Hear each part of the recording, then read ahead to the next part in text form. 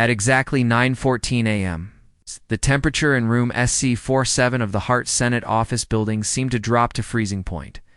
It wasn't a malfunction of the climate control system. It was something far heavier. It was the suffocating weight of a lie that had been protected, polished, and presented to the American people for 3 agonizing years. The room itself smelled of stale coffee, expensive mahogany, and the peculiar metallic scent of nervous sweat.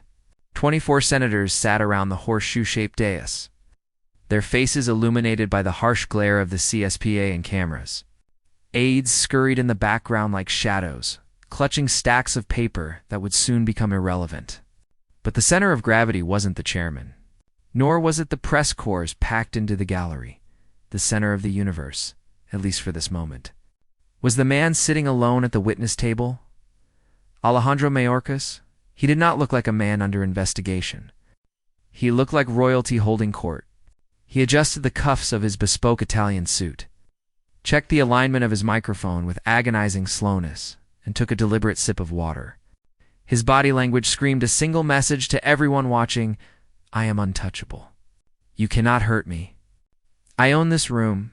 Opposite him, sitting in the shadows at the far end of the witness row, was Tulsi Gabbard.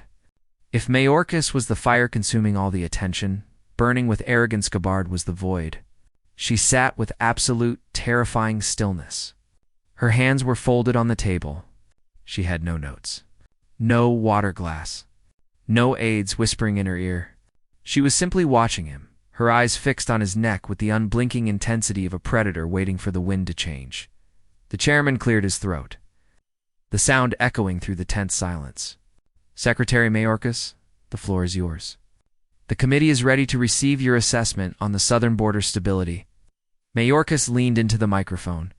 A smug, practiced smile played on his lips, the kind of smile designed to dismiss valid questions as conspiracy theories. Mr. Chairman, Mayorkas began, his voice smooth, baritone, and utterly devoid of shame. I sit before you today to report a historic success. Despite the noise you hear on social media, despite the doctored footage circulated by partisan actors, the reality is data-driven and undeniable. The southern border is 100% operational. It is secure. It is closed. He paused for effect, looking directly into the camera lenses, daring the public to disbelieve him. We have implemented a new digital processing system, he continued, lying with the ease of breathing.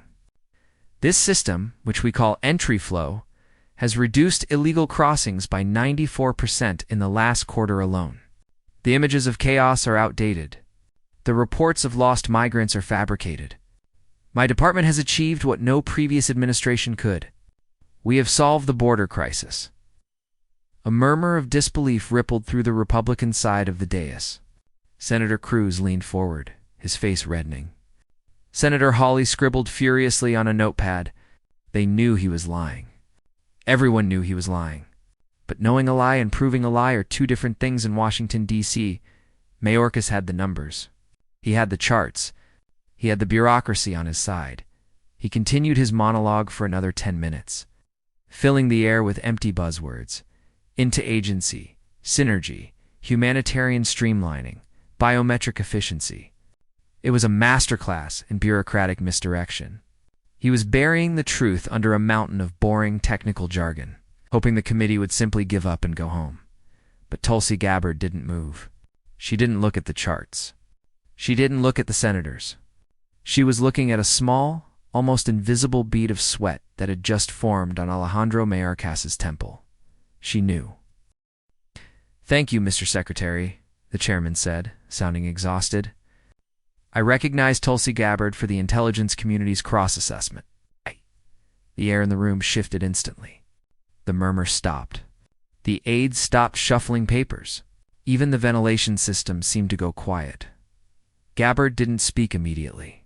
She let the silence stretch for 5 seconds. 10 seconds. 12 seconds. It was an old interrogation tactic: let the silence do the heavy lifting. Let the target sit in his own anxiety. Mayorkas shifted in his chair. Just an inch. But it was the first crack in his armor.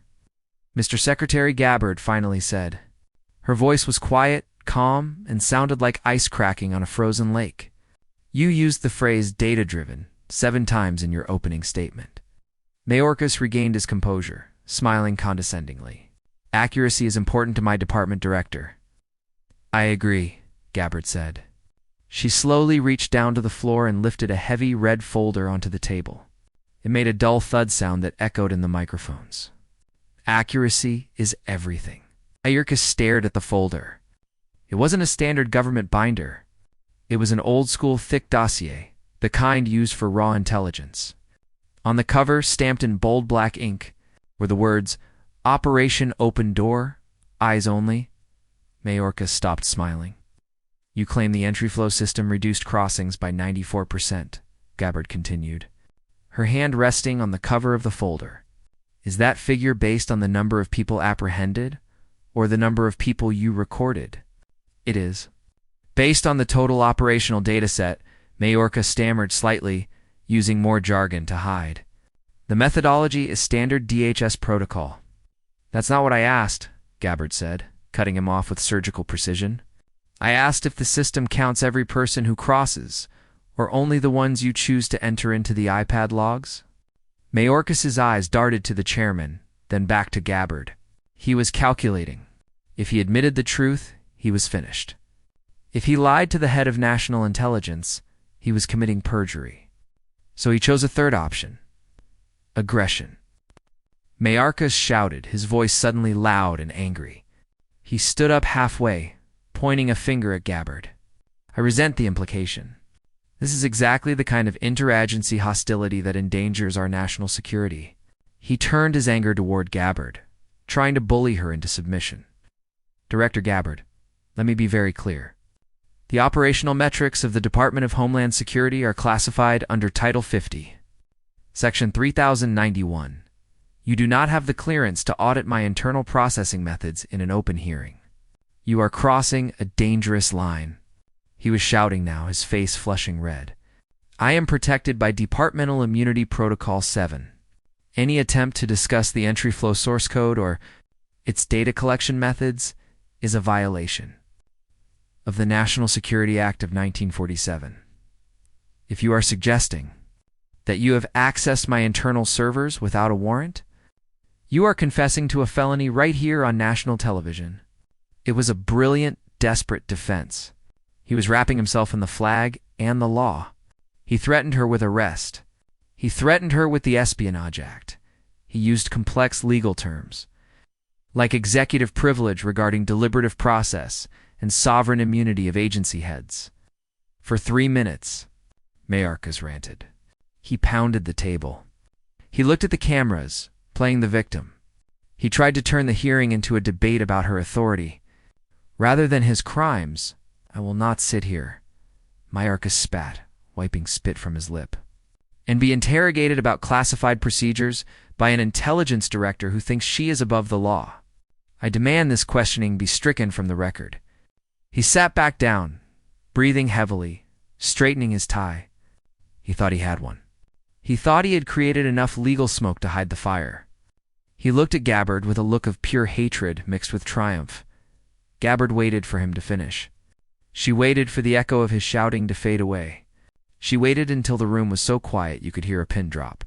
Then, she slowly flipped open the cover of the red folder. Mr. Secretary, Gabbard said, her voice dropping an octave, becoming deadly serious. You seem to be under the impression that I am here to ask you questions. She pulled out a single sheet of paper, stapled to a grainy black and white photograph. I am not here to ask questions. I am here to read the receipts. Alejandro Mayorkas froze. His mouth was still slightly open, ready to launch another legal objection. But the sight of the document in her hand killed the words in his throat. It was an email printout, but not just any email. It had the distinct red header of the DHS encrypted internal server Mayorkas believed was impossible to hack. Exhibit A, Gabbard announced, holding the paper up for the cameras. She didn't look at the paper. She looked directly at Mayorkas while she read it from memory. Date: October 12th, 2024. Time: 11:42 p.m. Sent from your personal device to Sector Chief Miller. Subject: optical illusions. Gabbard paused. Mayorkas blinked rapidly. He remembered that subject line. The email reads, "Chief, the numbers for October are trending too high. If we report 300,000 crossings, the midterm narrative collapses. Implement order number 441 immediately. Stop processing biometric data for all males under age 30 if we don't scan them. They don't exist in the system. Delete the drone footage from Sector 4. Make the numbers vanish." A collective gasp swept through the room. Order number 441. It wasn't just negligence. It was a direct command to falsify federal data. "That is a fabrication," Mayorkas stammered, his voice losing its power. "That is a doctored document. I never wrote that." Gabbard didn't argue. She simply turned the page. The sound of the crisp paper turning was the only noise in the universe. Exhibit B, Gabbard continued, ignoring his denial completely. November 3rd, 2024. A swift wire transfer authorization. Amount: $45 million. Mayorkas's face, which had been red with anger, suddenly drained of all color. He went deathly pale. This was the money trail. This money was appropriated by Congress for the completion of the Southern Wall reinforcement, Gabbard explained, her voice turning colder. But it never went to construction firms. According to this Treasury trace log, you diverted the full amount to a shell NGO in Panama called Vista Global. She leaned forward slightly. "We audited Vista Global this morning. Mr. Secretary, it's not a construction company. It's a logistics firm. They purchase bus tickets. You used $45 million of taxpayer money not to stop the crossings, but to transport illegal entrants deeper into the interior of the United States to hide the overcrowding at the border." Mayorkas slumped in his chair. He loosened his tie. The arrogant bureaucrat was gone. In his place was a man watching his life burn down in real time. He looked at his lawyers sitting behind him, but they were staring at the floor. They knew it was over. And finally, Gabbard said, pulling out the last piece of paper. It was a screenshot of a text message chain. Exhibit C. This was sent 3 days ago. January 15th, 2025. Just 72 hours before this hearing. "You sent this to your chief of staff while you were preparing your opening statement." Mayorkas closed his eyes. He knew what was coming. It was the nail in the coffin. Gabbard read the text slowly, enunciating every syllable. "The hearing is on Thursday. Make sure the real logs are buried deep. If Congress sees the actual intake numbers, if they see that we've lost track of 2 million people, we are all going to prison. Burn the drives if you have to." Gabbard dropped the paper onto the table. It slid across the mahogany surface and stopped right in front of Mayorkas. "We are all going to prison," Gabbard repeated, her voice barely a whisper. "Your words, Mr. Secretary, not mine." The room fell into a silence so profound it felt physical. No one moved. The cameras zoomed in on Mayorkas's shaking hands. He tried to reach for his water glass, but his grip was so weak he knocked it over. The water spilled across the table, soaking the fake charts he had brought to deceive the country. "Lies have a shelf life," Mr. Secretary, Gabbard said, closing the red folder with a finality that sounded like a judge's gavel. "You can hide the numbers. You can delete the drone footage. You can threaten me with the National Security Act, but you cannot hide from the truth forever." She looked up toward the back of the room. "You certainly cannot hide from the United States Department of Justice." At exactly 9:28 a.m., the heavy double doors at the back of room SC47 swung open. The sound of heavy boots marching on marble echoed through the chamber. 4 United States Marshals walked in. They weren't smiling. They moved with military precision, heading straight for the witness table. Mayorkas watched them come. He didn't run. He didn't shout. He just sat there, broken, surrounded by the puddle of spilled water and the wreckage of his career. "Alejandro Mayorkas," the lead marshal said, his voice booming without a microphone. "Please stand up. You are under arrest for perjury, obstruction of Congress, and high treason." As the marshals pulled Mayorkas from his chair and placed the handcuffs on his wrists, the metallic click-click echoing on live. Tulsi Gabbard remained seated. She didn't smile. She didn't gloat.